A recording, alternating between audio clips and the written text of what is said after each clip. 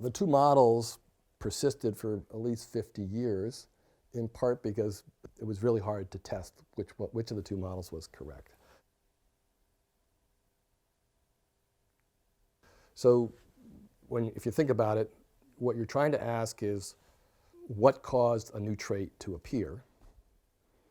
Did the environment cause the trait to appear, or did the trait appear first and the environment simply selected upon the trait? So you can think in your lifetime, most of the traits that you see out there are pre-existing. And so you needed a situation where you had a population of individuals where the trait didn't exist. So that was the number one challenge. For example, let's say we're looking for a trait for humans to have purple hair, and nobody has purple hair. So that's where you start with. And then you can say, okay, now I'm going to see, when did the purple hair appear? I'm going to actually visualize the appearance of the purple hair. And then if I visualize it, I can ask, well, did it happen before or after something that would make purple hair be advantageous?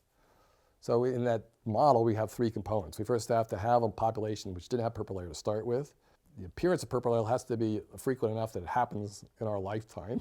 So we have to be able to observe it experimentally.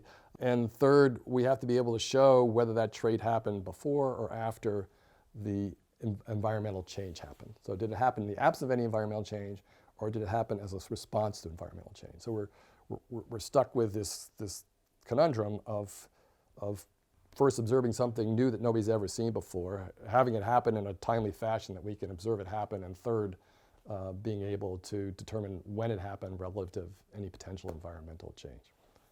So those are the conundrums, the problems that face them. And there are a lot of crazy experiments done. Lamarckians did things like, chopping off the tails of mice and then seeing if the baby mice had shorter tails. And the answer was they didn't. But then you could argue, well, they really just didn't do enough mice to be able to see the rare mice that could respond to the environmental change. And so it wasn't really an appearance of a new trait. And then there are other examples of where a new trait appears, like a human breaks its arm, but that's not really a heritable trait. It's just something that caused the damage to the organism. It's new, but it's not really something that's changed its genetic material in response to some, So those were the problems that faced, and nobody could really find a system that could bring all those characteristics together. So.